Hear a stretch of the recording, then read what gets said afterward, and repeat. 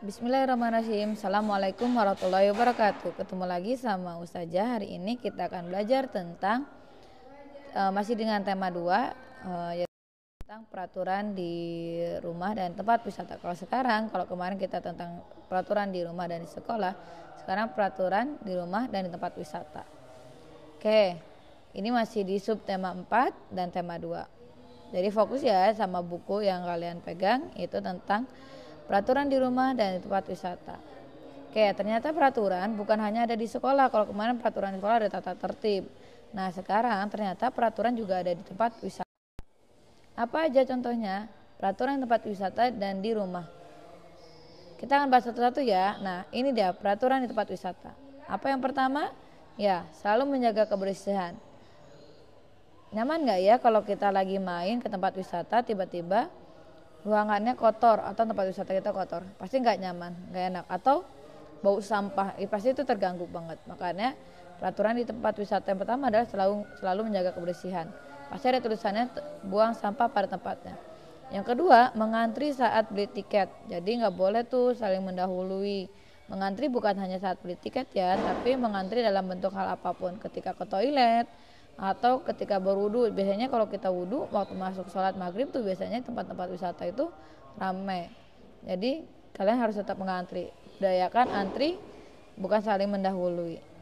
Oke, ini tentang peraturan di wisata. Yang kedua adalah peraturan di rumah. Hampir sama ya peraturan yang di rumah dengan peraturan di sekolah, yaitu sama-sama menjaga kebersihan. Kalau yang di peraturan di tempat wisata adalah selalu menjaga kebersihan, kalau di rumah membuang sampah pada tempatnya. Sama ya, manfaatnya adalah nanti kebersihan kita terjaga, kebersihan rumah, kebersihan tempat kita wisata itu terjaga. Dan yang kedua, ketika peraturan di rumah adalah menjaga barang-barang agar tidak rusak.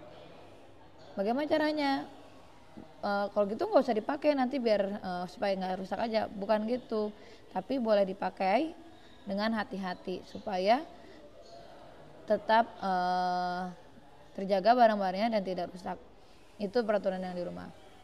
Dan kalau ketika kita melakukan peraturan, maka ada yang harus dilakukan dan tidak boleh dilakukan. Itu namanya peraturan.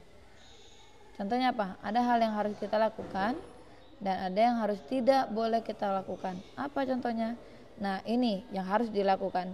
Tempat wisata, membuang sampah pada tempatnya, menjaga kebersihan tempat wisata. Di rumah, menjaga kebersihan rumah. Atau yang kedua, membantu ibu membersihkan rumah. Sama-sama untuk menjaga kebersihan di rumah dan di tempat wisata. Karena lagi-lagi manusia pada fitrahnya tidak nyaman ketika tinggal di tempat yang kotor ataupun penuh dengan sampah. Oke, terus apa sih yang tidak boleh dilakukan ketika di tempat wisata dan di rumah? Ini dia yang tidak boleh dilakukan. Tempat wisata contohnya menginjak rumput dan memetik tanaman atau membuang sampah sembarangan.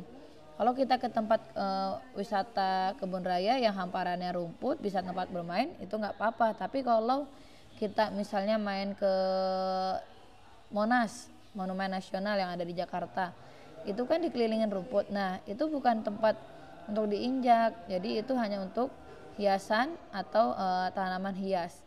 Jadi untuk memperindah Monas itu, karena di Monas banyak tempat yang dijadikan untuk istirahat tapi tidak berumput. Jadi tidak boleh ya menginjak rumput atau memetik tanaman.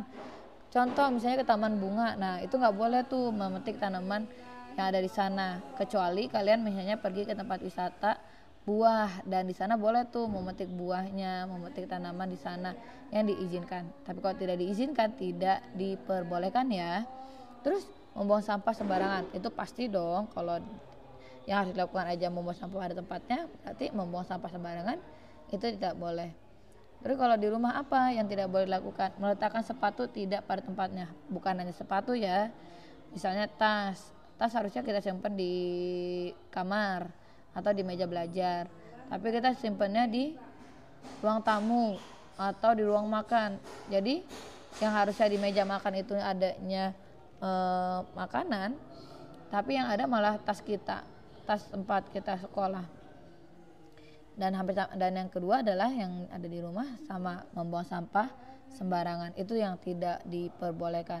Misalnya lagi makan ciki atau makan snack di kamar, terus ada sampahnya, sisa kemasan, bekas kemasan, simpan aja di bawah tempat tidur. Nah itu yang tidak boleh. Jadi itu yang harus dilakukan.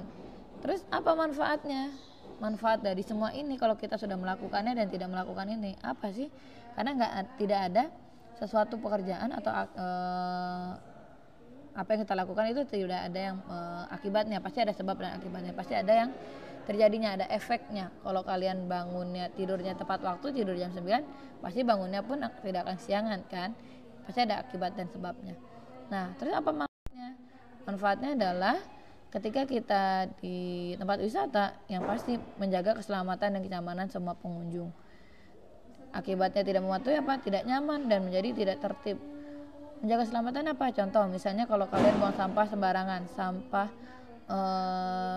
botol misalnya, kemasan air mineral gitu, tiba-tiba terinjak oleh orang yang tidak melihatnya, kepleset, jatuh, terus mencelakai orang lain, itu dosa.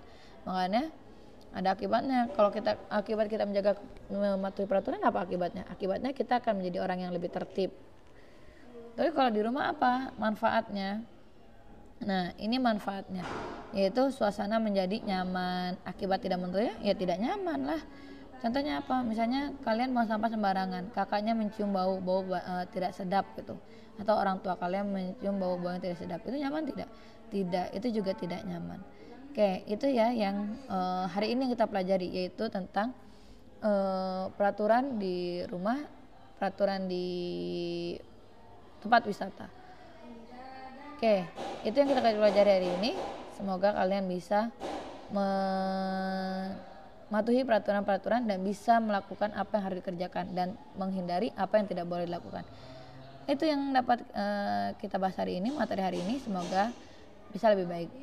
Saya tutup ya. Mari kita tutup pelajaran ini dengan lafaz hamdalah, alhamdulillahirobbilalamin, dan semoga kalian bisa. Assalamualaikum warahmatullahi wabarakatuh.